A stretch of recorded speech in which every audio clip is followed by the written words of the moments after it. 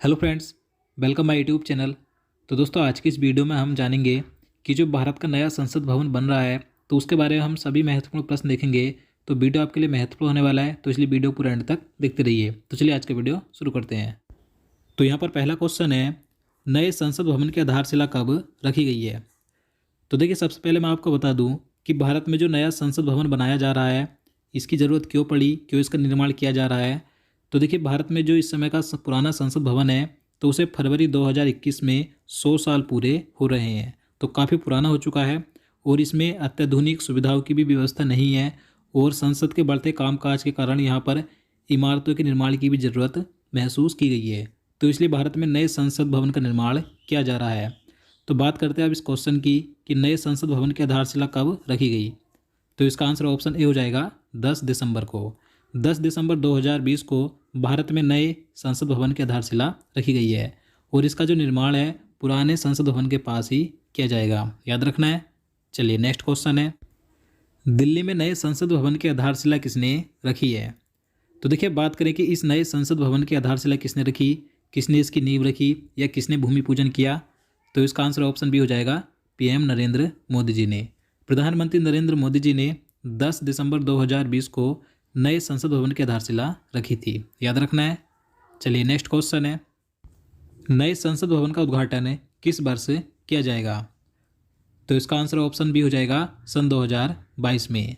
तो देखिए, भारत की आज़ादी के 75 साल पूरे होने पर सन 2022 में इस नए संसद भवन का उद्घाटन किया जाएगा। तो आपको दोनों डेट याद रखनी है, इसकी आधारशिला कब रखी गई 10 दिसंबर 2020 को और इसका उद्घाटन कब किया जाएगा, सन 2022 में। चलिए नेक्स्ट क्वेश्चन है, नए संसद भवन का निर्माण किस प्रोजेक्ट के तहत किया जाएगा। तो देखिए, महत्वपूर्ण प्रश्न है। तो इसका राइट आंसर ऑप्शन ए हो जाएगा, सेंट्रल विस्टा पुनर्विकास परियोजना के तहत। तो देखिए, भारत में नए संसद भवन का निर्माण सेंट्रल विस्टा पुनर्विकास परियोजना के तहत किया जाएगा। तो आपको इसका नाम याद रखना है, सेंट्रल विस्टा पुनर्विकास परियोजना के तहत। चलिए अगला क्वेश्चन है, नए संसद भवन की निर्माता कंपनी कौन सी है। तो इसका आंसर ऑप्शन ए हो जाएगा, टाटा प्रोजेक्ट लिमिटेड। तो देखिए, ये जो टाटा प्रोजेक्ट लिमिटेड है तो इसने 861.90 करोड़ रुपए में बोली लगाकर नए संसद भवन के निर्माण का ठेका लिया है। तो आपको याद रखना है कि ये जो नया संसद भवन बनाया जाएगा तो इसे कौन सी कंपनी बनाएगी, तो टाटा प्रोजेक्ट लिमिटेड। चलिए अगला क्वेश्चन है, नए संसद भवन का डिजाइन किसने तैयार किया है। तो इसका आंसर ऑप्शन डी हो जाएगा, HCP डिजाइन ने। तो देखिए, जो नया संसद भवन है तो इसके सेंट्रल विस्टा प्रोजेक्ट का जो खाका तैयार किया है किसने किया है, तो HCP डिजाइन ने किया है। HCP डिजाइन यह गुजरात के अहमदाबाद की आर्किटेक्चर फर्म है, तो इसने ही नए संसद भवन का डिजाइन तैयार किया है, याद रखना है। चलिए अगला क्वेश्चन है, नए संसद भवन का आकार कैसा होगा। तो इसका आंसर ऑप्शन सी हो जाएगा, त्रिभुजाकार। तो देखिए, जो नया संसद भवन होगा इसका जो आकार होगा कैसा होगा, तो त्रिभुजाकार होगा। आप यहाँ पर साइड में इमेज में देख भी सकते हैं। और देखिए, बात करें कि जो मौजूदा पुराना संसद भवन है इस समय, तो उसका आकार कैसा है, तो उसका आकार है वृत्ताकार यानी कि गोलाकार। तो नए का आकार होगा त्रिभुजाकार, याद रखना है। चलिए नेक्स्ट क्वेश्चन है, भारत का नया संसद भवन कितने क्षेत्र में फैला होगा। तो इसका आंसर ऑप्शन बी हो जाएगा, 64,500 वर्ग मीटर में।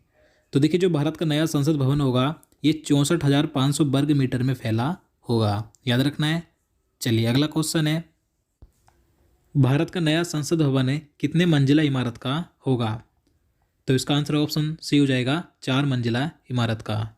अब देखिए, ये जो क्वेश्चन है कि जो भारत का नया संसद भवन बनेगा इसमें कितने मंजिला इमारत होगी, तो इसमें अभी थोड़ा कन्फ्यूजन है। कहीं पर आपको 3 भी मिल जाएगा, कहीं पर 4 भी मिल जाएगा।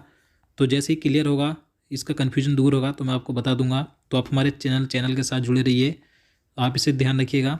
चलिए आगे है, क्वेश्चन नंबर 10 है, नए संसद भवन के निर्माण में कुल कितने रुपए का खर्च आएगा। तो इसका आंसर ऑप्शन सी हो जाएगा, 971 करोड़ रुपए का। तो देखिए, जो नया संसद भवन का निर्माण किया जाएगा तो इसके निर्माण में कुल कितनी लागत आएगी, कितना खर्च आएगा, तो लगभग 971 करोड़ रुपए का खर्च आएगा। ये भी अभी अनुमानित है, ये बढ़ भी सकती है और घट भी सकती है, याद रखना है। चलिए आगे है, नए संसद भवन के संयुक्त सत्र में कुल कितने सदस्य बैठ सकेंगे। तो इसका आंसर ऑप्शन डी हो जाएगा, 1224 सदस्य है।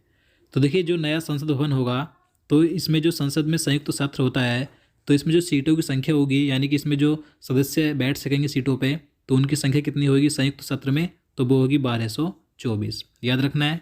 चलिए नेक्स्ट क्वेश्चन है, नए संसद भवन की लोकसभा सदन में कितने सदस्यों को बैठने की क्षमता यानी कि व्यवस्था होगी। तो इसका आंसर ऑप्शन बी हो जाएगा, 888 सदस्य है। तो देखिए जो नया संसद भवन होगा तो इसका जो लोकसभा सदन है तो इसमें सदस्यों को बैठने की क्षमता कितनी होगी, यानी कि इसमें सीटों की संख्या कितनी होगी कि इसमें कितने लोग बैठ सकते हैं लोकसभा में, तो वो होगी 888। अभी तक जो पुराना लोकसभा सदन है तो इसमें सीटों की संख्या है 590 है। अब देखिए आप इसे ये मत समझिए कि जो लोकसभा सदन है तो ये लोकसभा सदस्यों की संख्या है वो अलग है, ये सिर्फ लोकसभा में लोगों के बैठने की सीटों की संख्या है जो कि 888 होगी। अब देखिए इन सीटों की संख्या इसलिए बढ़ाई जा रही है क्योंकि 2026 में लोकसभा का परिसीमन होना है, जिससे कि सांसदों की संख्या बढ़ाई जा सकती है। तो आपको याद रखना है। चलिए नेक्स्ट क्वेश्चन है, नए संसद भवन की राज्यसभा सदन में कितने लोगों के बैठने की व्यवस्था होगी। तो देखिए इसी तरीके से हम बात करें राज्यसभा की, कि राज्यसभा में जो सदस्यों की बैठने की क्षमता होगी, सीटों की संख्या होगी, कितने सदस्य बैठ सकते हैं सीटों पर, तो वो होगी 384। तो इसका आंसर ऑप्शन सी हो जाएगा 384। याद रखना है। और अभी तक जो पुराना संसद भवन है तो उसमें 280 सदस्यों की बैठने की क्षमता है। याद रखना है। चलिए नेक्स्ट क्वेश्चन है, वर्तमान में लोकसभा में सदस्यों की संख्या कितनी है। तो देखिए बात करें कि इस समय लोकसभा में सदस्यों की संख्या, कुल सदस्यों की संख्या कितनी है, तो वो है 543। तो इसका आंसर ऑप्शन हो जाएगा 545, जिसमें कि 543 सदस्य राज्य और केंद्र शासित प्रदेशों से और +2 राष्ट्रपति द्वारा मनोनीत। और देखिए बात करें कि लोकसभा में अधिकतम सदस्यों की संख्या कितनी हो सकती है, तो 552 हो सकती है। इसी तरीके से बात करें राज्यसभा की, तो राज्यसभा में इस समय कुल सदस्यों की संख्या है 245। याद रखना है। और राज्यसभा में अधिकतम सदस्यों की संख्या कितनी हो सकती है, 250 हो सकती है। चलिए नेक्स्ट क्वेश्चन है, क्वेश्चन नंबर 15 है, पुराने संसद भवन का उद्घाटन कब किया गया था। तो देखिए बात करें इस समय जो मौजूदा पुराना संसद भवन है तो इसका उद्घाटन कब किया गया था, तो इसका आंसर ऑप्शन बी हो जाएगा 1927 में। तो देखिए 18 जनवरी 1927 को पुराने संसद भवन का उद्घाटन किया गया था। और देखिए इसकी नींव कब रखी गई थी, तो इसकी नींव रखी गई थी फरवरी 1921 में। तो आपको दोनों डेट याद रखनी है। नींव रखी गई थी फरवरी 1921 में और इसका उद्घाटन हुआ था 18 जनवरी 1927 को।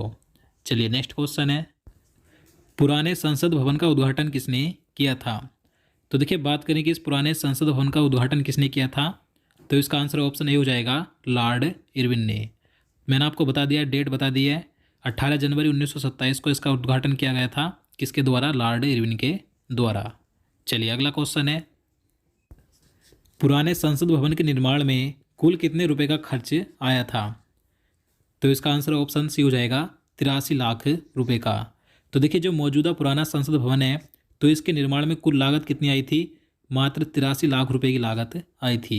और इस समय जो नया संसद भवन का निर्माण किया जा रहा है तो उसमें जो लागत बताई गई है, कितनी बताई गई है, 971 करोड़ रुपए। तो आपको दोनों याद रखने हैं। चलिए अगला क्वेश्चन है, भारत के पुराने संसद भवन को किसने डिजाइन किया था। तो देखिए महत्वपूर्ण प्रश्न है, आपसे भी जानते, पहले भी कई बार पूछा जा चुका है। तो इसका आंसर ऑप्शन डी हो जाएगा, ए एवं बी दोनों, यानी कि एडविन लुटियंस और हर्बर्ट बेकर, इन दोनों ने ही जो भारत का मौजूदा पुराना संसद भवन है तो इसका डिजाइन तैयार किया था। तो आपको याद रखना है। चलिए नेक्स्ट क्वेश्चन है, संसद के गठन का प्रावधान किस अनुच्छेद में किया गया है। तो इसका सही आंसर ऑप्शन ए हो जाएगा, अनुच्छेद 79 में। तो देखिए जो भारत की संसद है तो इसके गठन का जो प्रावधान है तो अनुच्छेद 79 में किया गया है, यानी कि अनुच्छेद 79 के अनुसार संघ के लिए एक संसद होगी। और देखिए यहाँ पर हम बात करें अनुच्छेद 80 की, तो इसमें क्या है, तो इसमें राज्यसभा की संरचना की बात कही गई है और अनुच्छेद 81 में लोकसभा की संरचना की बात कही गई है। तो याद रखना है। चलिए अगला क्वेश्चन है, भारत में संसदीय शासन व्यवस्था किस देश से ली गई है। तो इसका आंसर ऑप्शन ए हो जाएगा, ब्रिटेन से। तो देखिए भारत में जो संसदीय शासन प्रणाली की व्यवस्था है तो इसे किस देश के संविधान से लिया गया है, तो ब्रिटेन के संविधान से लिया गया है। तो दोस्तों आज के लिए इतना ही। उम्मीद करता हूँ आपको वीडियो पसंद आया होगा। अगर आपको वीडियो अच्छा लगा हो, आपके लिए हेल्पफुल हो, तो प्लीज़ वीडियो को लाइक और शेयर करना। साथ नीचे कमेंट करके ही बताना आपको वीडियो कैसा लगा। और देखिए, अगर आप किसी भी टॉपिक पर वीडियो देखना चाहते हैं तो आपको यहाँ प्लेलिस्ट भी मिल जाएगी लास्ट में, भारतीय संविधान संबंधित या ज्योग्राफी, और आप करंट अफेयर से संबंधित भी सभी प्रकार के वीडियो हमारे चैनल पर देख सकते हैं। तो इसलिए चैनल को सब्सक्राइब कर लीजिए और बेल आइकन को भी प्रेस कर लीजिए। तो चलिए मिलते हैं नेक्स्ट वीडियो में। जय हिंद, जय भारत।